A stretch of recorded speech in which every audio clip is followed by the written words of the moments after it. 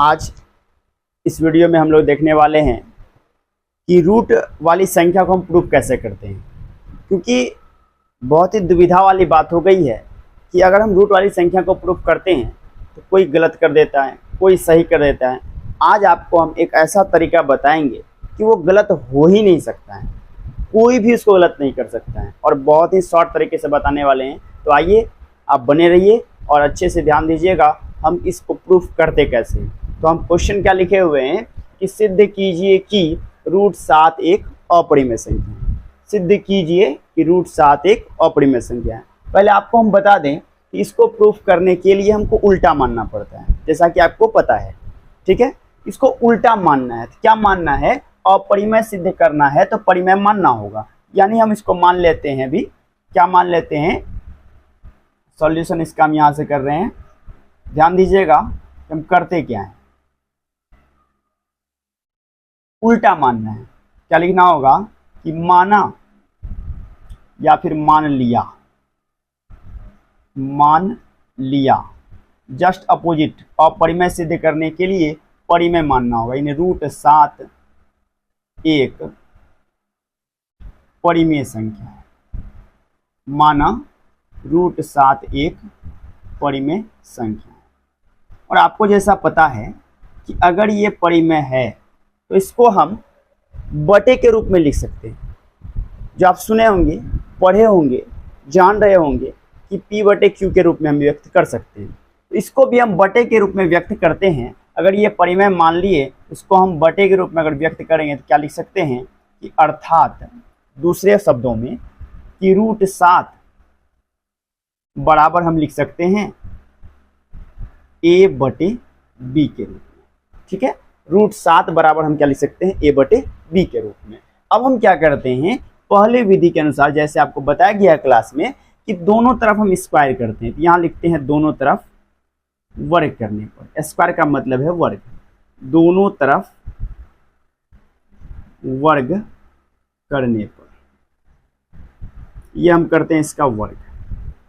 Root 7 है, root 7 का वर्ग कर दिए बराबर A बटे B है, तो A बटे B का हमने वर्ग कर दिया।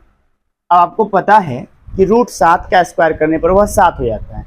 कोई भी रूट वाली संख्या है, अकेले प्लस माइनस की बात मैं नहीं कर रहा हूँ।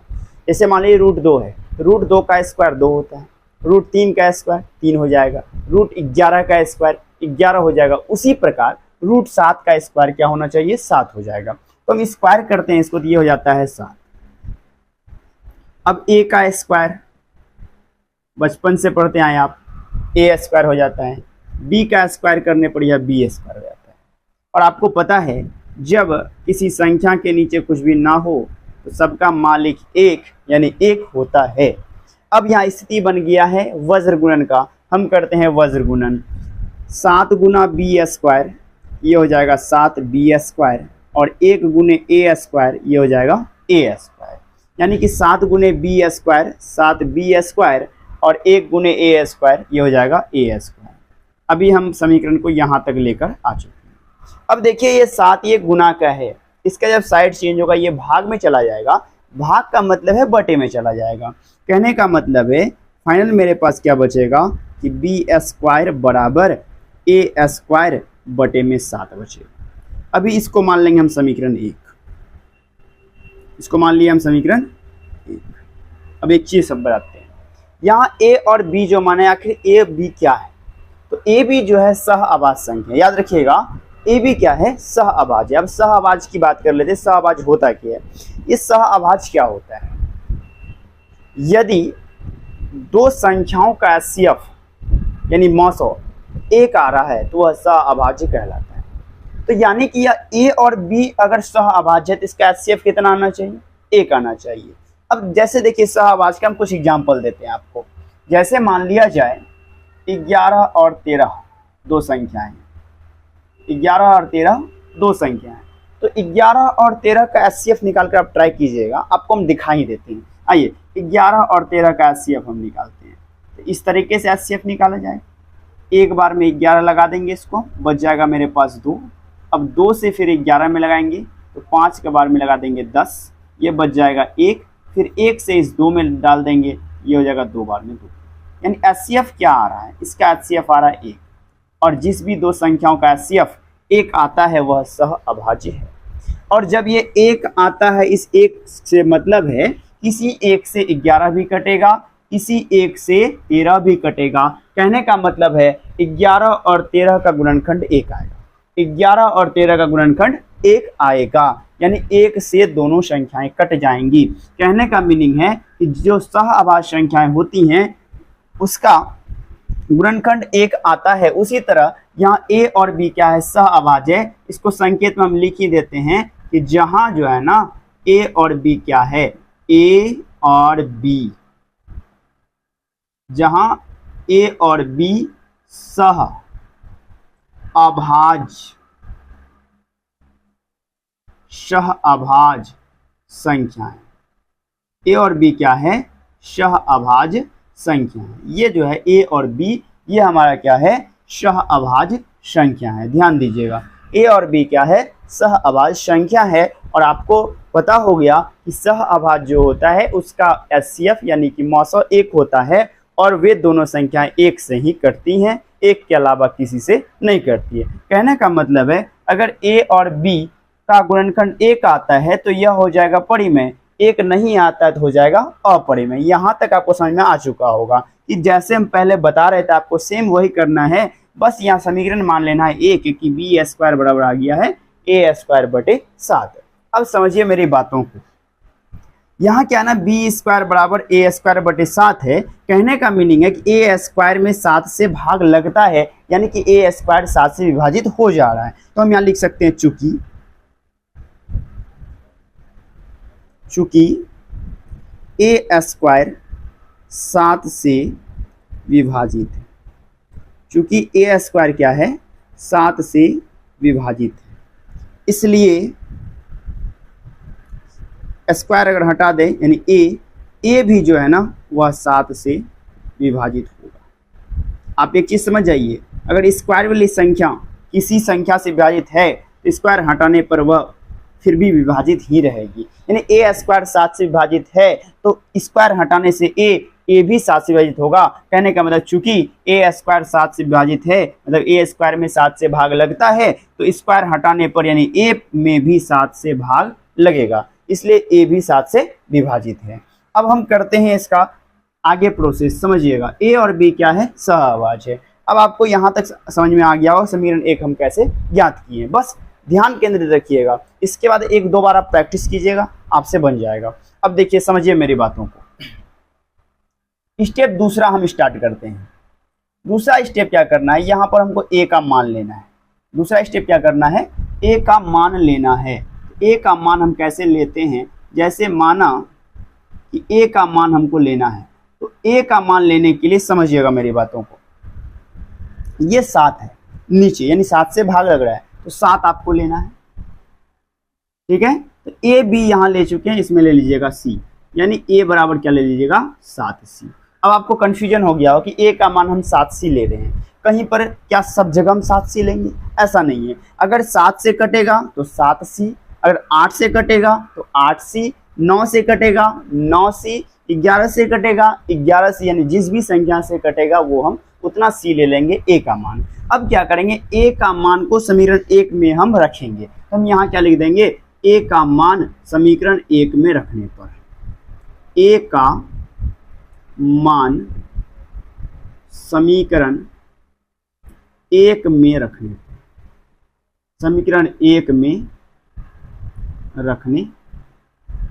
अब समीकरण 1 में हम a का मान रख रहे हैं, समीकरण 1 को पहले उठाकर वहां ले, समीकरण 1 क्या है, b² बराबर a²/7, तो b² बराबर है a²/7। अब a का मान कितना रखना है, 7c रखना है, आइए रखते हैं 7c। तो b² बराबर हमने रखा, a² को हटाकर 7c और स्क्वायर के बदले स्क्वायर लगा दिया, और बटे नीचे क्या लगा दिया 7। अब देखिए b² का रिजल्ट क्या आने वाला है, 7 का स्क्वायर 49, c का स्क्वायर c², और बटे क्या आने वाला है 7। 7 से इसको कटा दिया, यहाँ पर आ गया हमारा 7 से 49, कितने बार में चला गया 7 बार में चला गया। अब समझिए मेरी बातों को, यहाँ पर रिजल्ट आ गया है बी स्क्वायर बराबर 7c स्क्वायर। इस 7 को हम साइड चेंज कर लेंगे, ये क्या हो जाएगा बी स्क्वायर बटे 7 बराबर हो जाएगा सी स्क्वायर। यानी रिजल्ट मेरा क्या आ रहा है कि सी स्क्वायर बराबर बी स्क्वायर बटे 7। इसको मान लेंगे समीकरण 2। अब समीकरण 2 से हमें क्या पता चल रहा है, अब आप देखिए समीकरण 1 में क्या किए थे, ए स्क्वायर में अगर 7 से भाग लग रहा है इसका मतलब ए में भाग लगता है। इसी तरह यहाँ भी बी स्क्वायर में अगर 7 से भाग लग रहा है इसका मतलब बी में भी 7 से भाग लगता है। तो हम यहाँ लिख सकते हैं चूंकि कि बी स्क्वायर 7 से विभाजित है, बी स्क्वायर 7 से विभाजित है, इसलिए स्क्वायर हटाने पर यानी केवल बी भी 7 से विभाजित होगी, 7 से विभाजित होगी। कहने का मतलब बी स्क्वायर अगर 7 से विभाजित है तो बी भी 7 से विभाजित होगी। अब यहाँ मेरी बातों को आप पकड़िएगा, यहाँ पर ए किससे विभाजित हो गया 7 से, बी किससे विभाजित हो गया 7 से। हमने आपको शुरू में क्या कहा था, ए और बी क्या है सह अभाज्य है, यानी ए और बी किस संख्या से कटना चाहिए 1 से कटना चाहिए, तभी वो क्या होगा परिमेय होगा। लेकिन यहाँ ए और बी किस संख्या से कट रहा है 7 से कट रहा है। इसका मतलब हमने जो माना कि 1 से कटना चाहिए लेकिन 1 से कटा नहीं, यानी कि हमारा उल्टा चल रहा है ये क्वेश्चन। यानी हमने माना कि ए और बी जो 1 से कटेगा क्योंकि ये सहअभाज्य है, लेकिन यहाँ पर ए और बी किससे कट रहा है 7 से कट रहा है, तो मेरा उल्टा चल रहा है। हमने क्या माना परिमेय, तो मेरा उल्टा चल रहा है मतलब क्या हो जाएगा अपरिमेय। तो हम लिख सकते हैं कि अतः हमारे मानने का विरोध मिलता है। हम क्या लिख सकते हैं, अतः हमारे मानने का विरोध मिलता है, अतः हमारे मानने का विरोध मिलता है, अतः हमारे मानने का विरोध मिलता है। अब विरोध जब मिल रहा है यानी उल्टा चल रहा है, तो हमने माना परिमेय, तो उल्टा चलेगा क्या हो जाएगा अपरिमेय। इसलिए √7 एक अपरिमेय संख्या है, इसलिए √7 एक अपरिमेय संख्या, यही प्रूफ करना था। अब ये कहीं भी गलती नहीं होगा। अब देखिए इसको हम थोड़ा शॉर्ट वे में समझा देते हैं। आपको करना क्या है, जिस चीज को प्रूफ करने देगा उस चीज को a बटे बी मान लेना है। जैसे √7 है, √7 को a बटे बी हमने मान लिया, पहला स्टेप, और दोनों तरफ स्क्वायर करते थे, उसी तरह आपको स्क्वायर भी करना है। √7 का स्क्वायर बराबर a बटे बी का स्क्वायर किए, जैसे स्क्वायर किए ये हमारा आ गया 7b स्क्वायर बराबर a स्क्वायर। इसको और भी आगे बढ़ाए प्रोसेस में तो b स्क्वायर का रिजल्ट आ गया a स्क्वायर बटे 7, यानी a स्क्वायर 7 से विभाजित हो गया तो a भी तो 7 से विभाजित होगा। आपको ध्यान देना है कि स्क्वायर वाली संख्या किस संख्या से विभाजित है, उसका प्लेन संख्या भी उसी संख्या से विभाजित होगा, यानी a स्क्वायर अगर 7 से विभाजित है तो a भी 7 से विभाजित होगा। अब हम क्या करेंगे कि a का मान को मानेंगे, तो मानेंगे कैसे, 7 से कटा है तो 7c मान लेंगे, 8 मान लीजिए, 11 से कटेगा 11c मान लेंगे, 13 से कटेगा 13c मान लेंगे। तो हमने यहाँ देखा कि ये 7 से कटा है तो a का मान हमने माना 7c। अब a का मान को समीकरण 1 में पुट करना है, तो a का मान समीकरण 1 में रखने पर जैसे ही समीकरण 1 में पुट किया तो यहाँ पर रिजल्ट आता है b स्क्वायर बराबर 7c स्क्वायर। अब इस 7 को हम बटे में ले आते हैं तो b स्क्वायर बटे 7 बराबर आ गया c स्क्वायर, c स्क्वायर का मान आ गया b स्क्वायर बटे 7। फिर से वही मुद्दा कि b स्क्वायर अगर 7 से विभाजित है तो केवल b भी तो 7 से विभाजित होगा। अब हम देख पा रहे हैं कि a भी जो है ना 7 से कट रहा है, b भी जो है 7 से कट रहा है, यानी a और b दोनों ही 7 से कट रहा है। कटना किससे चाहिए था, क्योंकि यह सहअभाज्य है 1 से कटना चाहिए था, लेकिन कट किससे रहा है 7 से, तो हमारा उल्टा चल रहा है, अगेंस्ट में काम कर रहा है। तो हमने लिखा था हमारे मानने का विरोध मिलता है, और हमने माना था परिमेय, मेरा ये विरोध करेगा, ये बन जाएगा अपरिमेय, इसलिए √7 एक अपरिमेय संख्या है। इस तरह से आप बहुत ही इजी वे में प्रूफ कर सकते हैं। तो मिलते हैं हम नेक्स्ट वीडियो में, तब तक के लिए धन्यवाद।